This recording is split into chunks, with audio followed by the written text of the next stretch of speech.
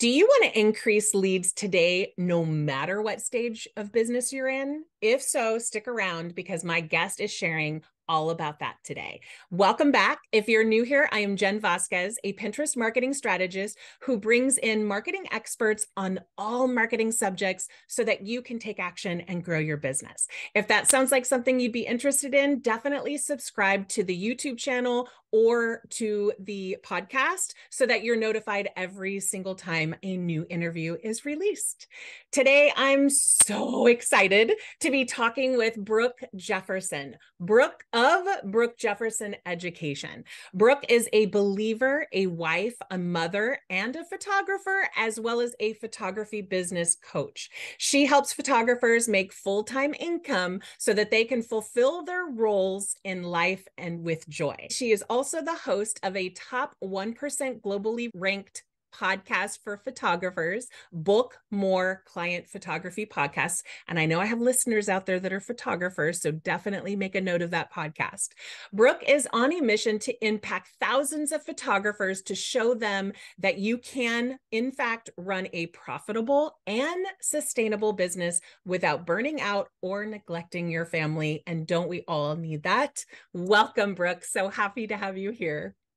Hi, Jen. Thank you so much. I'm so excited to be on your show because your show is full of so much value, and I hope I can bring that much value to your listeners today. So thanks for having me. I know you will because we just had a whole chat before this and I'm really excited for her content. So definitely give a listen.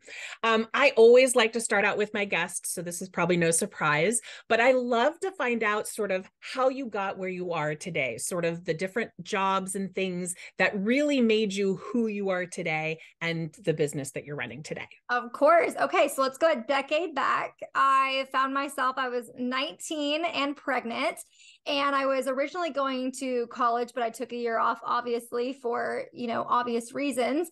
And I had, just like any mom does with her kids, wants to photograph them. They're so cute and they're not going to stay babies forever. And so I actually started my business by borrowing a camera. It wasn't even my own. It was my boyfriend's mom. And I borrowed her camera and pretty much never gave it back. And it's totally fine because she's my mother-in-law now. That's so great. I love that. But yeah, she was like, yeah, for sure. Like, here you go. And so I love taking pictures of Braylee, my daughter. And then one day I photographed for my really good friend and her daughter. There was something that happened at that session. And I was like, I love this. It was like a fire, a passion, and I just wanted to chase after it. And so I did. I asked people were asking me. And before I knew it, I had a full business in my lap within 6 months. And I kind of had to figure it out. At the same time, I had a desire to go to college to finish my degree. I'd always wanted to be a teacher. And so I did that, and also got married during going back to college and still having a toddler, and then got pregnant, and I was going to have my second child. And so at graduation, I was 7 months pregnant. I knew I was not going to get hired at a public school. I just knew the odds were very slim for having a due date at the beginning of the school year as a first-time teacher. Well, fast forward, I was right. Did not happen. And so I ended up staying at home, still having the photography business, and juggling that, being pregnant, having a baby. I think I literally took a 4-week break and I was back to photographing clients. It was a lot. But I found myself in 2016 in December. I distinctly remember this, just kind of being at the lowest of lows, both mentally and spiritually, financially, all the things, with a newborn and a toddler, just kind of being like, is this it? Is this all there is? Right. It's kind of had a rock bottom moment there. And, so I just started praying for an alternative. If I can't teach, like, give me something to do. And I actually ended up getting hired to teach. 2 weeks later, over Christmas break, a teacher left her position and they needed it filled. So I became the new kindergarten teacher. On top of that, I signed with a network marketing company at that time. And so I was teaching, running a photography business, 2 kids at home, and trying to figure out how in the world I was going to run this other business as well. So all the things. And honestly, people who know me in real life are like, that's so Brooke. That's so typical that you don't just like sit and do one thing. So fast forward, that year, 2017, really opened my eyes to the possibilities of really like, I could actually take photography and do it as a career. So 2017 was like, it was a whirlwind. So I'm going to sum it up right here. The week I took the teaching job, my brother passed away, and I had to deal with grief on top of building businesses, on top of being a wife and a mom. And I'm telling you, it was a wake-up call. And so I saw life differently, and I had to navigate through all of this. And I just really felt like God was calling me to drop all the rest and dive into the photography business. So I ended up dragging my heels, but I eventually let all the other things go. And I finally left my teaching job and went full-time into photography, and which I technically was running a full-time photography business for years at this point, just adding a lot of extra crap on top of it. And I left, I officially left May of 2018, and I have never looked back since. And since then, I have turned around to help other photographers do the exact same thing. Yes. And I know you have a podcast. Let us know the name of that podcast. Yes, it's Book More Clients Photography Podcast. And that was the show that I started in 2019, really just to be that helping hand to turn around and say, hey, here's what I've done and here's how you can do it too. And it's still going today.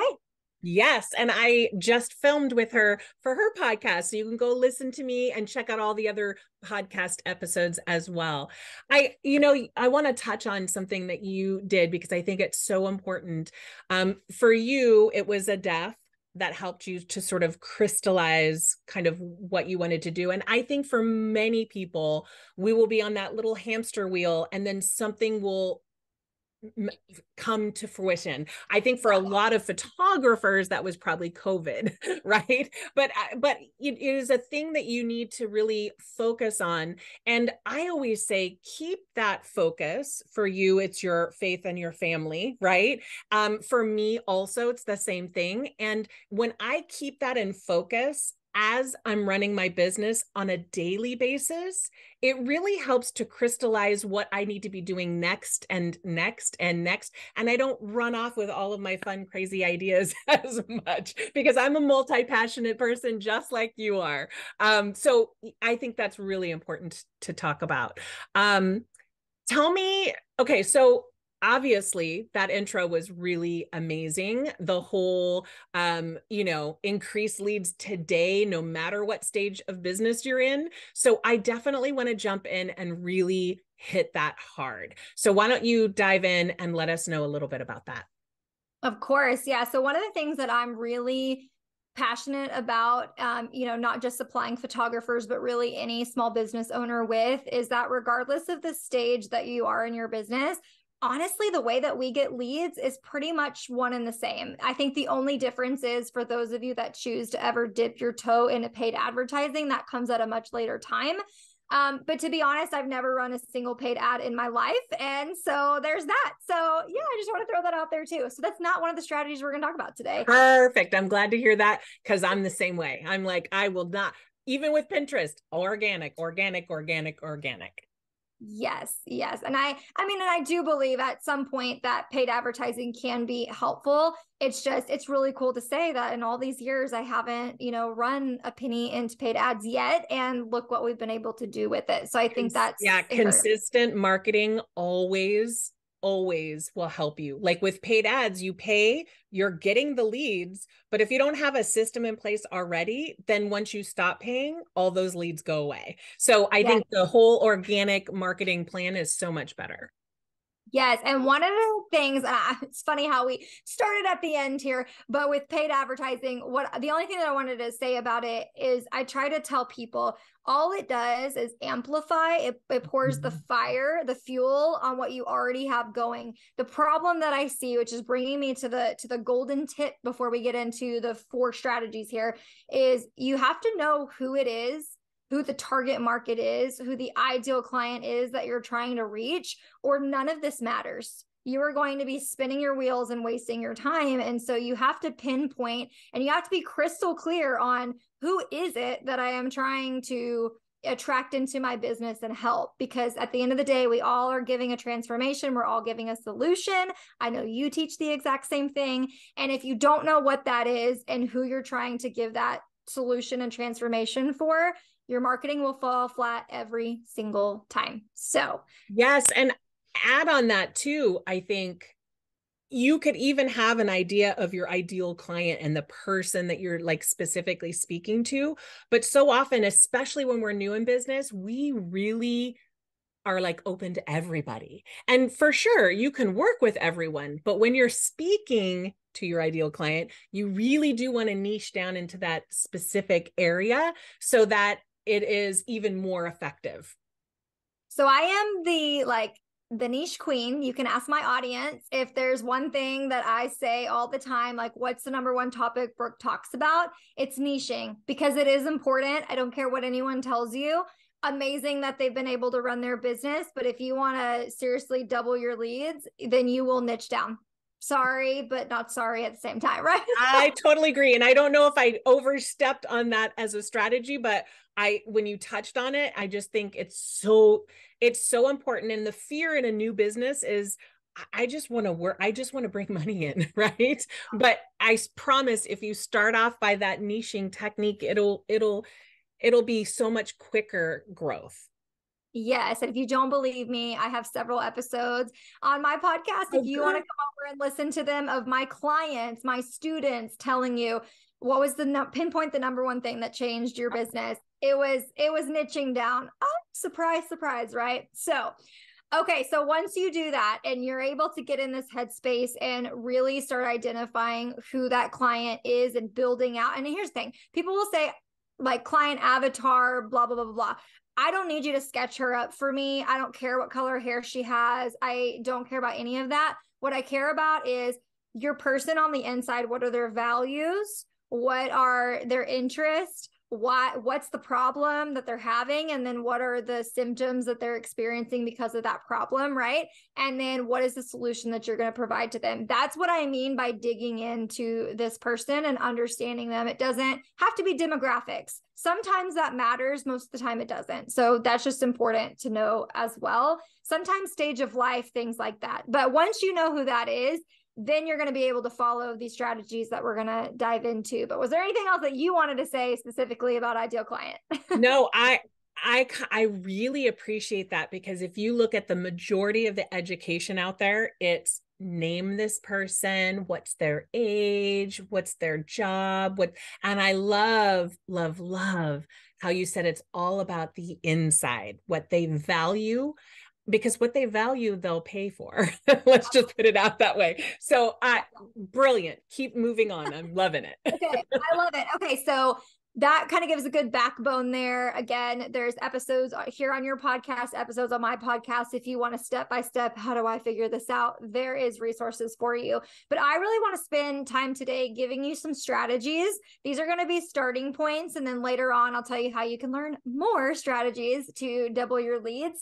But the first one is, and this is the most obvious and the most underutilized, go back to all of the clients that you have already had, all the ones that said, yes, I've already worked with you. I love you. I found you. I want to share you with my friends and family, and utilize them. So as a photographer, specifically for me, I teach other photographers to go back to all of their past clients that they have ever used and utilize them to get as a marketing strategy. So for example, once a year, I'll go back and I will ask my clients, hey, this is just for you guys. And the public cannot even see me telling them this, right? Hey, I'm going to run a giveaway just for you guys. All you have to do to enter to win X prize, which is typically usually like session credit. So I'm also gaining business from my clients and I'm getting them to bring me new ones. I tell them exactly like, here's what to do. Go share your favorite picture that I took from your session from whenever it was. And then whenever you're writing your caption on social media, I just want you to explain a little bit about like, what was your favorite part of working with me? Or, you know, what was it that you like, what was your, basically like, what was your favorite thing? And there's several questions that I give. That is first and foremost the easiest way. And any industry and any business owner can go back and utilize the people who already said yes to you to use their word of mouth. That is a great way. Free, FRE, it's free. that you can. I've done this myself, and yet you turned it into a strategy when it's something that I just sort of innately did. Brilliant, because you're not only asking them to share that information, which you then can use in all of your marketing, right? The type of words that they said, but you're also giving them a slight discount so that you can bring in even more business. So it's really gaining business on two fronts. Brilliant. Yes, I call it a win-win. It's a win for them. It's a win for you. And honestly, it's a win for you no matter how you spin it, unless they just don't do anything with it. Okay, that's fine. But to incentivize. And the thing too is to get really specific with the time frame. The quicker that time frame can be. And this is why people waste their time with giveaways anyway. It's never specific. It's really generic. And that's a cold lead anyway. They don't even know exactly. you. So I agree. Exactly. But here's the thing.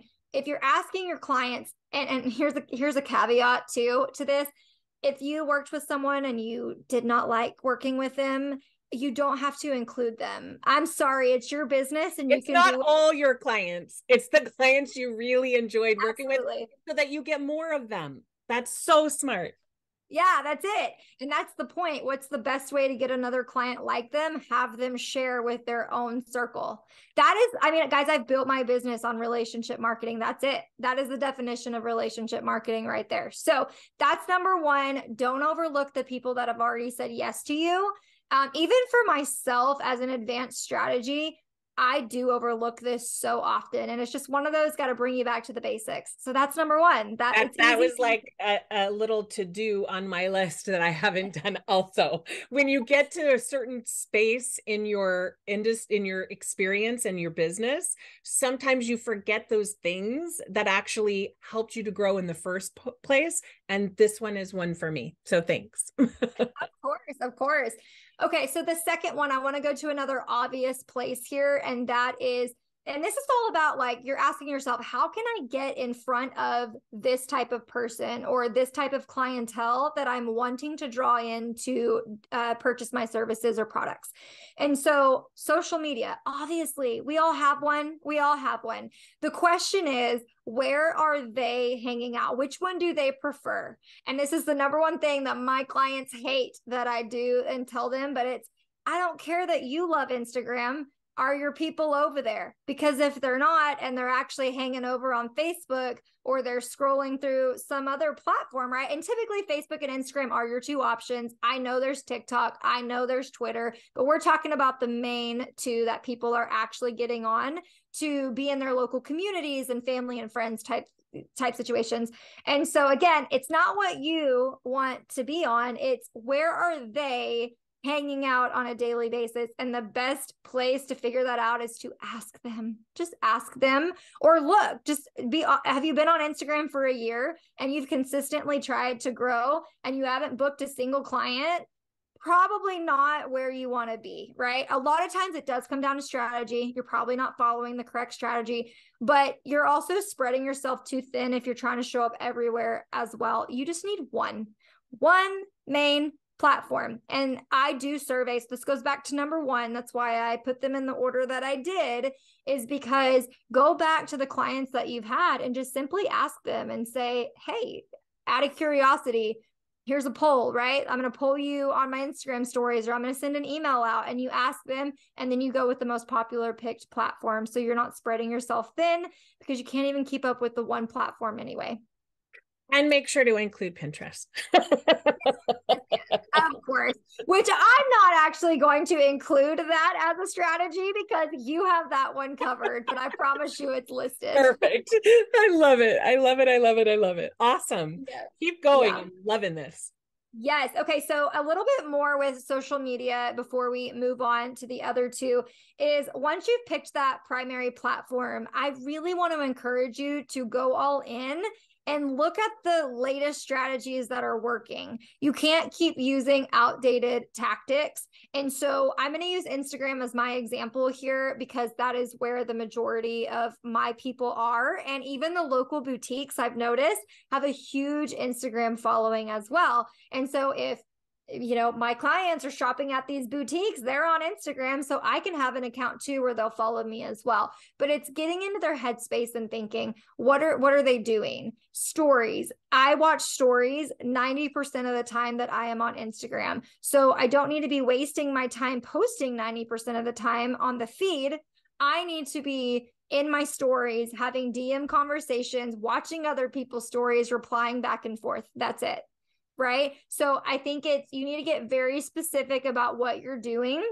And then I have a whole side tangent we're not going on, but it's what branding are you infusing into all of these platforms? Because a lot of people are cold and dry. They're hiding behind a logo. There's no branding and anything on it. Right. And maybe another episode we'll come back and we'll jam out on that one, but Yes. that's a huge mistake that people are making. Yeah. Yeah. And oftentimes when people think branding, they think logos and colors and things like that, but it's also your brand voice. For instance, I will never say hello there.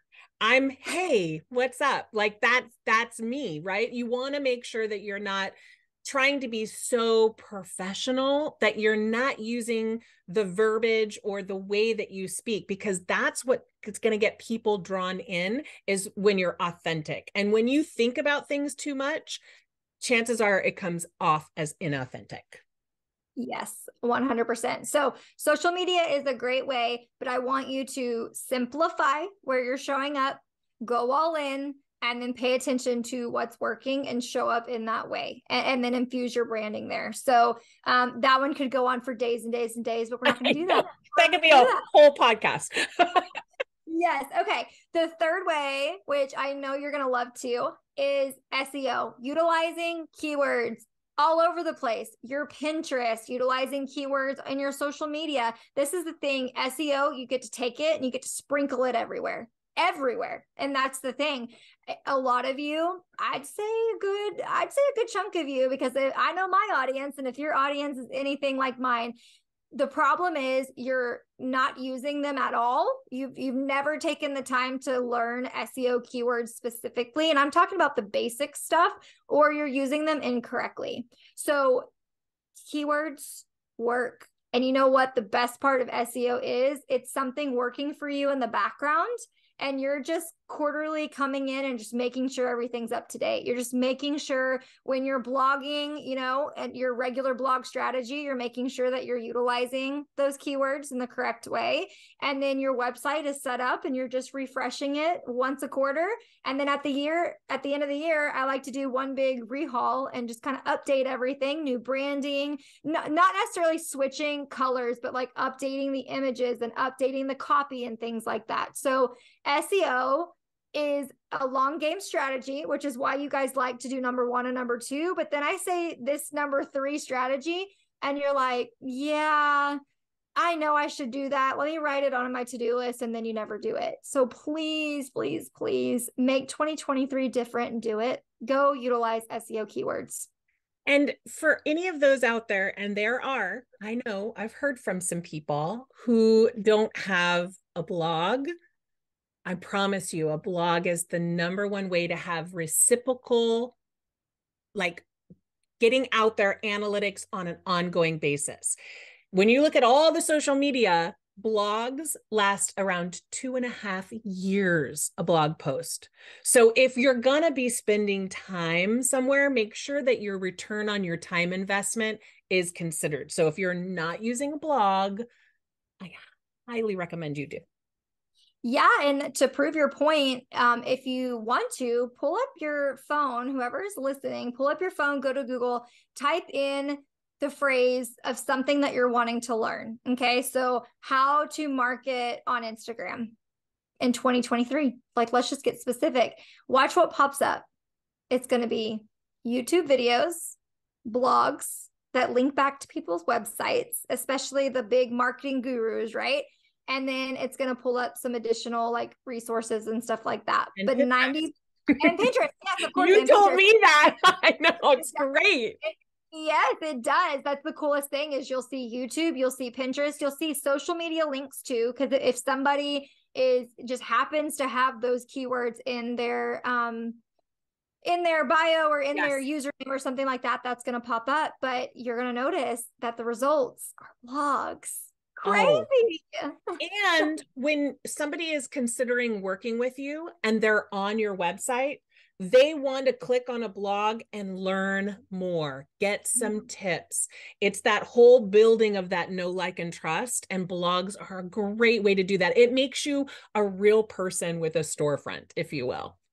Yeah, absolutely. I utilize SEO when I'm trying to search for someone, hire someone for something, all the things. So SEO it's a must. It is a must. Don't go another year without utilizing it correctly. Okay. Perfect. Yes. Okay. So the last one that I have, this is what I have found to be true. You have a podcast. I have a podcast. So I want to talk about it. One of the ways to get in front of your target market is to find their audience, to get in front of another audience for that visibility of what you have. So for example, Jen and I, right? We have value and that's amazing, but we also are being strategic about these podcast conversations that we're having.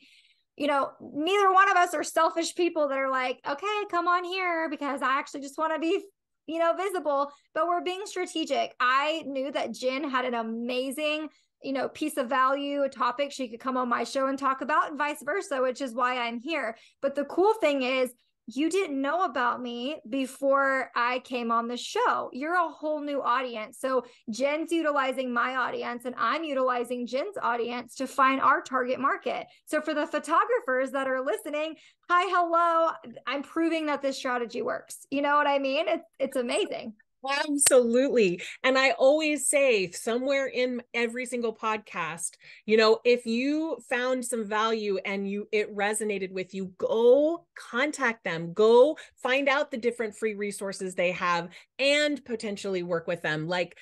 I agree. I think podcasting, so many people think, oh, I've got to start a podcast. And that's not the case. You could be a podcast guest without all the back end work of a podcast and still reach bigger and wider audiences that way. Brilliant, Brooke. Brilliant. Yeah. So you definitely don't have to start one, but we're talking about blogging and we're talking about SEO and all these things and doing strategies that are truly going to work for you while you're doing other things that you like to do rather than, pour all your time into your business. Because I don't know about you, but I'm like, how can I save time? How can I work less? That seems to be like the number one question. So I want to encourage some of you probably are called to start a podcast. And the reason why is because you can utilize SEO, number 3, then you share it to social media, number 2, and then you're getting in front of your ideal client and utilizing your past clients on your show and stuff. But I do want to utilize it and say this too, like if you're not wanting to go podcast at all, that's okay, because I have a secondary option, which is to do video swaps and Instagram lives, interview swaps, Facebook group lives, trainings, all the things. There's other ways, but ask yourself, how can I get in front of someone else's audience and bring value to get in front of my target market? That's all that you're doing with this strategy. Brilliant. Smart. Yeah.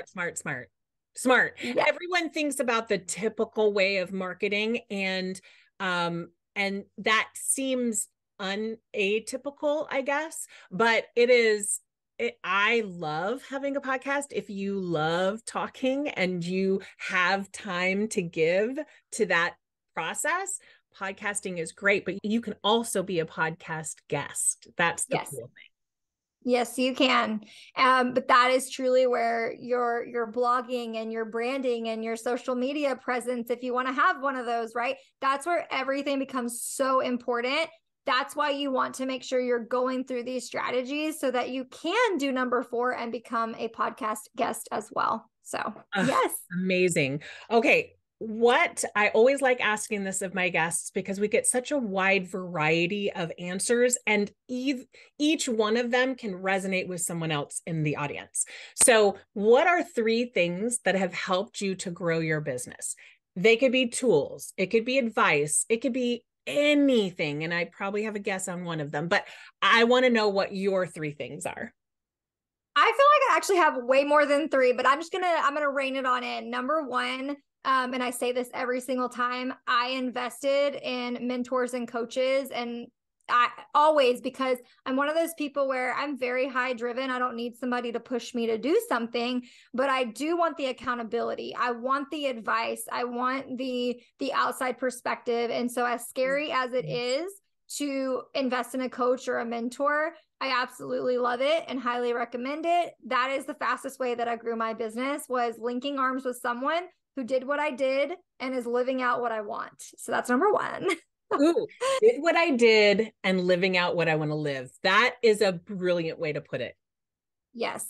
Choose your mentors wisely. That's a side tangent there. Okay. Number two, my podcast. Guys, I started my podcast in 2019 with an audience of 0. There was not one person that was like, Brooke, you should start a podcast. I didn't even truly understand. I knew I wanted to help photographers, but I had niched at that point. I really wasn't quite sure how I was going to help them. Nobody was asking for it. I just truly felt called to start a podcast. And like you said, like, I'm a speaker, I'm a teacher. It's just kind of in me. I'm wired that way. And I would much rather show up in not looking fancy to my podcast mic and knock out 4 episodes than have a YouTube channel where I feel like I have to dress up, which I do see the value in YouTube as well. But I started my podcast with 0 audience in 2019. And guys, we're ranked 1% in the entire world, and we're celebrating 400,000 downloads. So this goes to show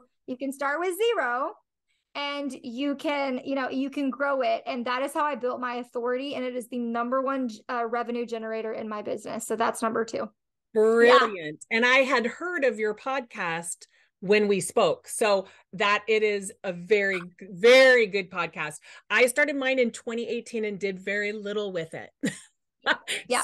Point taken. If you don't do podcasts on your podcast, if you don't do episodes, nothing happens. Finally, we've gotten a ton of momentum, but it's taken some time for sure.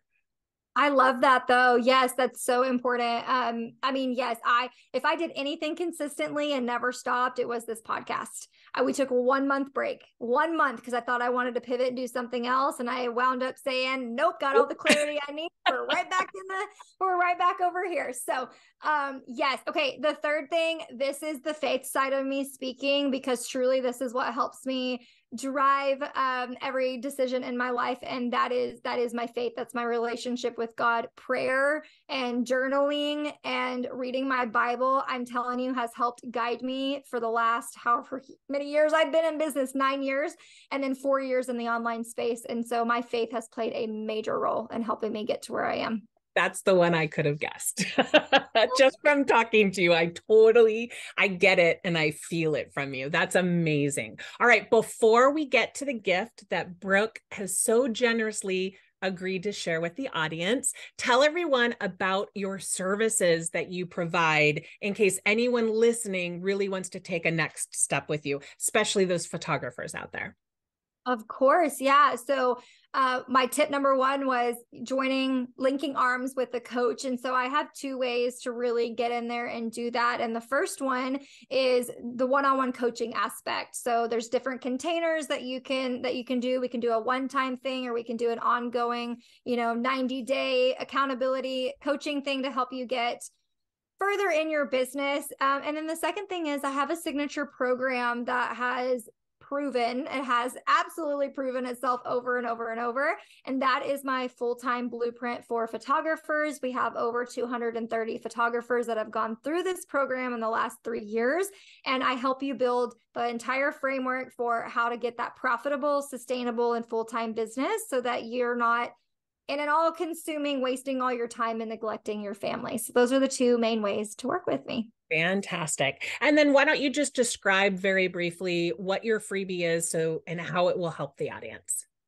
Yes. Okay. So it's right in line with today's topic. So one of the number one complaints that I hear is, like I love to ask questions to my audience. It's my favorite thing because I want their feedback to help direct my content. And so I always ask the question every 3 months.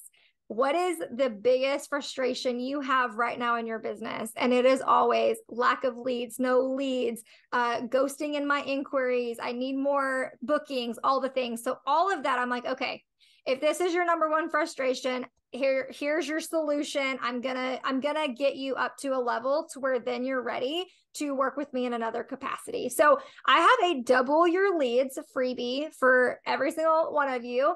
There's 15 ways. I believe some of these ways we talked about today are in there, but I go in depth of all 15 ways for you to really double your leads, implement these, and you're going to get a really cool email sequence with it that is going to hold you accountable and give you additional tips for not getting ghosted and all the fun things. So if you want to double your leads, that is my free gift for you. I love it. And what is the best way that people can get in contact with you if they want to take this conversation further? Yeah, come find me on Instagram. It's at Brook Janae Photo. That's the best way. I'm in my DMs checking it usually once or twice a day. And it's my favorite thing to hear people say, I heard you on someone's podcast. It was so great. And then here's the cool win that I had. So definitely come over. Tell me what your favorite tip was. Tell me if you want me to go further into one. I'm more than happy to do that in the DMs. That's amazing. Thank you so much for your time, your valuable advice, of course, but also your time. Time is very hard when we're running multiple businesses at this point. And if you guys have found some ideas or tips to implement in your business, we would love for you to let us know. Let Brooke know, let me know. We want to hear what things were really resonated with you. Now, as I always say at the end of every podcast, go out there and do something good for your business. And maybe that should include snagging Brooke's free gift and then taking action. We can get all the education we want in this world, but if we don't take action, we are not going to be making any changes in our business. All right. Thanks. Bye.